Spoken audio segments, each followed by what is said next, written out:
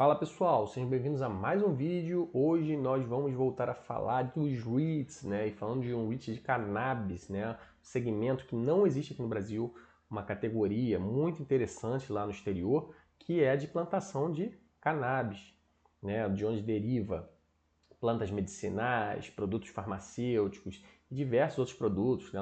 Lá nos Estados Unidos tem shampoo, tem condicionador, tem até sorvete se bobear disso aí. Então tem até uma imagenzinha bem bonitinha aqui, ó, da plantação. É o IPR, Innovative Industrial Properties. Peço desculpa pela minha pronúncia em inglês, pois eu não sou fluente, né? Mas a gente vê aqui, ele aluga para inquilinos. Lá nos Estados Unidos, existem alguns problemas regulamentadores, né?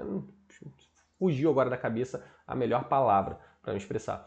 Mas não é legalizado no país inteiro. Então, o REIT é favorecido de acordo com essa estrutura em alguns estados para poder alugar esses galpões, né, para fazer essas plantações, para fazer o armazenamento, o resfriamento. Eu não sei exatamente todas as produções. O código dele é IPR. Eu acho um segmento muito interessante, completamente diferente. Aqui no Brasil é limitado os segmentos que existem. Lá existem vários tipos de segmentos diferentes e o cannabis é um desses. Claro que tem riscos regulatórios.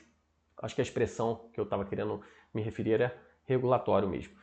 Riscos regulatórios, riscos governamentais, riscos de alguns inquilinos que não têm um crédito, né, um risco de crédito tão de alta qualidade, mas eu acho bem interessante. Então vamos dar uma olhada aí no IPR. Ele até sofreu agora nesse final de ano, tiveram alguns problemas com alguns inquilinos particulares. Ele é um REIT do tipo Triple Net Lease, né? Então ele entrega o imóvel e o proprietário tem que arcar com manutenções, impostos e o aluguel. Então ele não tem custo lá dentro que ele vai ter que arcar também. Ele só entrega o aluguel e como tem um risco regulatório alto, ele consegue até botar uma taxa de aluguel um pouquinho mais alta, tá? Mas como eu falei, tiveram alguns inquilinos, o objetivo da apresentação não é esmiuçar no máximo detalhe, né? A gente tem reduzido até o período dos vídeos, botando um vídeo um pouquinho mais curto, de 10 minutos, para falar um pouquinho mais por alto, de maneira mais simplória, para vocês entenderem o funcionamento do segmento, como que opera o REIT, mas sem entrar numa profundidade tão grande, tá? Ele tem um portfólio bem grande, 2,5, né, de valor de mercado aí, mais ou menos, portfólio. Lembrando que ele está mais ou menos de valor de mercado nessa faixa aqui, tá? Até menor, 2 bi, porque ele sofreu, caiu bastante, a cotação dele já chegou a bater US$ 110, cotação unitária, e hoje está em 70 e pouco, 77. Eu acho um REIT bem interessante, né? Está em 19 estados, 30 inquilinos, gera bastante caixa. Historicamente, tem pagado bons dividendos, crescendo geração de caixa, o FFO, né, por share. Então, lá nos Estados Unidos, eles enfatizam muito, né, o lucro por ação, geração de caixa por ação. Eles não têm frente a outros REITs aí do setor, não tem uma dívida tão alta, não é tão prejudicial, tão arriscado, né? Eles têm acesso a vários mercados. Enfim, exposição aí, o mercado de cannabis, um crescimento de 9% nos últimos 5 anos, né, crescimento anual composto. Isso daqui nos próximos 5 anos, né? Então a gente tem uma previsão de crescer aí. Tá com os maiores produtores, maiores fornecedores da área de cannabis, então tem 108 propriedades. 14 anos aí mais ou menos o aluguel, então a gente vê que é um aluguel com prazo dilatado. A receita a gente vê que não é tão alta, né? Isso aqui só foi um trimestre, 76 milhões, mas como eu falei, é um REIT aí de 2 bi de valor de mercado, não é um dos maiores REITs. Tem REIT lá, o American Tower, não sei como é que tá agora, mas mais de 100 bi já chegou a bater. É bem grande, paga bastante dividendo, então tem bastante propriedade. Falando mais um pouquinho, né, mercado aí regulado de cannabis, eles acham que vai crescer quando tiver uma regulamentação federal. Não sei como é que vai ser agora com o Trump. De repente até o mercado jogou para baixo por conta desses riscos. Teve essa questão do inquilino específico.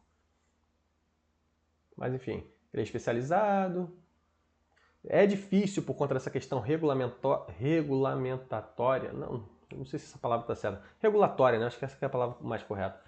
Por conta dessa questão regulatória, eles conseguirem, essas empresas, financiar ao longo do país inteiro, conseguir pegar qualquer imóvel, pegar um crédito. Então, O REIT IPR consegue se usar desse benefício de estar próximo a alguns fornecedores e fornecer o local, o imóvel, a propriedade, um financiamento mais barato do que o proprietário ter que ir, né, o proprietário da empresa ter que ir num banco pegar o empréstimo. Eles estão aqui estimando aí uma legalização para alguns usos específicos. Falou até que já teve aqui, né, em agosto de 2024, o Washington legalizou para uso medicinal e para uso adulto, né, uso recreativo. Tem uma geração de caixa aí bem longa por conta desses contratos aí de 15 a 20 anos, né? Algumas indústrias só 5 anos, acho que escritórios comerciais, por exemplo. Tem um yield bem alto por conta do risco do setor, como eu falei. Um capital bem eficiente. Não precisa ter um gasto absurdo lá de capex, tal, porque isso fica na mão de quem aluga a propriedade. Então todos os custos, como eu falei, a Triple Net Lease são gastos pelo inquilino, né, manutenção, investimentos, taxas e seguros, né? Seguro é obrigatório lá nos Estados Unidos. Então é um modelo de negócio bem interessante, né? O Triple Net Lease tem um risco bem menor, mas tem o risco do setor, tem o risco do inquilino, a gente viu. A gente vê aqui o portfólio dividido aí por estados, a gente vê aqui alguns estados um pouquinho menor, a 3 propriedades, assim, Maryland, focado aí mais na parte industrial, varejo, né, que são distribuição aí para o consumidor final, bem pequenininho, tem um risco até maior varejo, indústria bem maior, e indústria e varejo tem a logística também, os galpões de armazenamento e distribuição, um pouquinho menor. Então, é mais setor industrial, geralmente tem um risco menor, mas por conta dessa questão aí regulatória, né, os fornecedores podem até estar sofrendo. A gente vê que é bem diversificado. Teve um desses fornecedores que prejudicou e caiu a cotação aí de 100 e poucos dólares agora para 7 dólares, que estava aí dentro dessas propriedades de um estado com essa área bruta aqui locável de mais ou menos 14%. Por isso que o mercado derrubou mais ou menos essa faixa aí, próximo de 20% a cotação. Tá? Então o mercado ele é muito reativo, de maneira rápida. A gente vê que ele tem bastante propriedade, então de média a dívida até em relação à propriedade, 11% aí em relação aos ativos totais, tem uma cobertura aí também, não tem nenhuma dívida vencendo em 2026, estrutura de capital tranquila, dívida aqui 300 milhões mais ou menos. A gente tem um crédito aí baratinho e outros aqui um pouquinho maiores, que são esse unsecured, né, costumam ter que pagar um valor maior, porém, né, esses 300 milhões está dentro dele aqui. Porém, você não precisa dar nenhuma garantia, nenhuma propriedade como garantia. E aí, futuramente, se você quiser investir, você pode pegar essa propriedade que não foi dada em garantia e pegar outro empréstimo, tá? Então tem um ponto positivo, mas tem um ponto negativo. Isso aqui são os inquilinos, eu não lembro exatamente qual foi o inquilino, mas deve ter sido um desses aqui, de repente o Pharmachem, 16% aí da área bruta locável, que impactou aí na cotação. A gente vê que o total de inquilinos vem crescendo ao longo do tempo, investimento também deles. Muitas empresas públicas.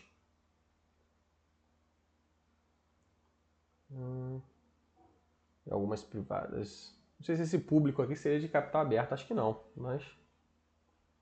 Tá? Porque eu acho que não tem empresa de capital aberto, salvo engano, lá no exterior, focada nisso, tá? É só fundo imobiliário.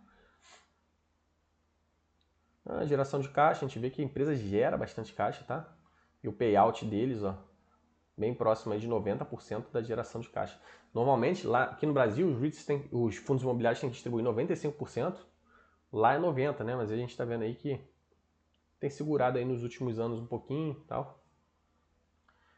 Mas o dividendo vem crescendo, ó como vem crescendo, ó, deu um salto bem alto aqui de 2018 para cá. Agora, deu uma estabilizada, em 2024 eles não botaram aqui ainda, né? Mas a gente vê que tem um potencial bem grande, né, para pagar dividendo, para gerar caixa. Algumas informações aí de projeção, de monitoramento, que eles vão dando, como é que está o mercado.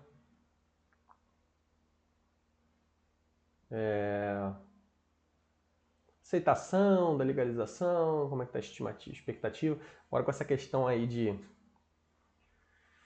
do Trump, eu não sei como é que vai ficar, né?